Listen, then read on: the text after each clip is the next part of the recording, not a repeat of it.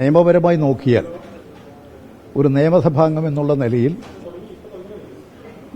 അദ്ദേഹത്തിന് അധികാരമുണ്ടെന്ന് പറയാം. പക്ഷെ ഇത് ധാർമ്മികതയുടെയും ഒരു സഭയോട് കാണിക്കേണ്ട അന്തസ്സിന്റെയും ഭാഗമായിട്ടാണ് കാണേണ്ടത്.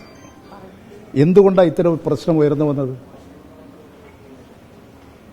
യുവ കോൺഗ്രസ് നേതാവ് രാഹുൽ മാക്കൂട്ടത്തിനെതിരെ ശക്തമായിട്ടുള്ള ആരോപണങ്ങൾ പല മേഖലകളിൽ നിന്ന് ഉയർന്നു വന്നു. ഒന്നിന്റെ പുറകെ ഒന്നായിട്ട് അതിന്റെ വസ്തുതകൾ മുഴുവൻ പുറത്തു വന്നു. അതിന്റെ അടിസ്ഥാനത്തിൽ കോൺഗ്രസ് പാർട്ടിക്ക് നടപടിയെടുക്കാതിരിക്കാൻ സാധിക്കില്ല. കോൺഗ്രസ് നടപടിയെടുത്തു. എന്തിന്റെ മേലെയാ? ഇന്ത്യൻ സ്വാതന്ത്ര്യ സമരത്തിൽ പങ്കെടുത്തിട്ടാണോ? ഇത്തരമൊരു നടപടിയെടുത്തതിന്റെ ഭാഗമായിട്ട് സ്വീകരിക്കേണ്ട സഭയോടും കേരളത്തിലെ ജനങ്ങളോടും പ്രത്യേകിച്ച് പാലക്കാട് നിയോജക മണ്ഡലത്തിലെ ജനങ്ങളോട് കാണിക്കേണ്ട ധാർമ്മികതയുടെയും സത്യസന്ധതയുടെയും നീതിയുടെയും ഒരു ഭാഗമുണ്ട്. അത് മുഴുവൻ നിഷേധിച്ചുകൊണ്ട് ഞങ്ങൾക്ക് എന്ത് ചെയ്യാൻ അധികാരമുണ്ട് എന്ന നിലപാട് സ്വീകരിച്ചത് അങ്ങേയറ്റം തെറ്റായിട്ടുള്ളതാണ്. ഇത് സഭയോടും കേരളത്തിലെ ജനങ്ങളോടും കാണിക്കുന്ന അനാദരവും ജനങ്ങളെ പരിഹസിക്കുന്നതിന്റെയും ഭാഗമായിട്ടുള്ളതാണ്. അതുകൊണ്ട് നിയമപരമായി വരാം. അത് ഇന്നലെ സ്പീക്കർ വ്യക്തമാക്കിയിട്ടുണ്ട്.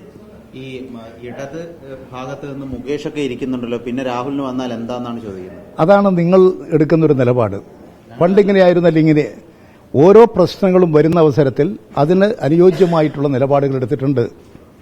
ഇപ്പോഴെടുത്ത നിലപാട്, ഇപ്പോഴെടുത്ത പ്രശ്നം, അതാണ് ഇവിടുത്തെ നമ്മുടെ ചർച്ചാ വിഷയം. എത്രയോ വർഷങ്ങൾക്ക് മുമ്പ് പൂർവ്വകാല ചരിത്രം എങ്ങനെയായിരുന്നു എന്നുള്ളത് ഒരു ന്യായീകരണമാകാൻ പാടില്ല. ഇപ്പോൾ വന്നിരിക്കുന്ന പ്രശ്നമാണിത്. ആ പ്രശ്നത്തോടുള്ള സമീപനമാണ്. അതാണ് സഭയുടെ മുമ്പാകെയും ഇപ്പോൾ വന്നിട്ടുള്ളത്. യഥാർത്ഥത്തിൽ ചരമോപചാരമെന്ന ആദരവിനെ പരിഹസിക്കുന്നതിന്റെ കൂടി ഭാഗമാണിത്. മൺമറഞ്ഞുപോയ ദേശീയ നേതാക്കൾ, കേരള സംസ്ഥാനത്തിന്റെ ഭരണാധികാരികൾ, പല രംഗത്തും വരുന്ന പ്രമുഖ വ്യക്തിത്വങ്ങൾ, ഒരു അംഗമാകട്ടെ നിയമസഭയിൽ അംഗമായി ഇരിക്കുമ്പോഴാണ് മരണപ്പെട്ടത്. ആ 3 അംഗങ്ങളോടുള്ള സ്നേഹാദരവ് പ്രകടിപ്പിക്കാൻ ചേരുന്ന സഭയിൽ യഥാർത്ഥത്തിൽ അലങ്കോലമുണ്ടാക്കാൻ വേണ്ടിയിട്ടുള്ളൊരു ശ്രമം കൂടി ഇതിന്റെ പിന്നിലില്ലേ? തീർച്ചയായും ഇങ്ങനെ ഒരു അംഗം സഭയിലേക്ക് വരുമ്പോൾ പ്രതികരണമുണ്ടാകും. ആ പ്രതികരണം ഈ ചരമോപചാരത്തെ പോലും അലങ്കോലപ്പെടുത്തിക്കാൻ വേണ്ടിയിട്ടുള്ളതല്ലേ?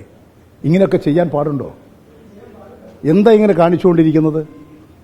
ഇതെല്ലാം കേരളത്തിലെ ജനത എല്ലാം കണ്ടുകൊണ്ടിരിക്കും എന്നാണോ കോൺഗ്രസ് നേതൃത്വം മനസ്സിലാക്കുന്നത്? UDFിലെ എല്ലാ കക്ഷികളും ഇതിനോട് യോജിപ്പാണെന്ന് എനിക്ക് തോന്നുന്നില്ല. എന്ന് മാത്രമല്ല, കോൺഗ്രസ് പാർട്ടിയിലെ തന്നെ പ്രമുഖമായ വിഭാഗം നേതൃരംഗത്തിലും അണികളിലുമെല്ലാം ഈ നടപടിയെ അങ്ങേയറ്റം പ്രതിഷേധമുള്ളവരാണെന്ന് ഞാൻ മനസ്സിലാക്കുന്നു.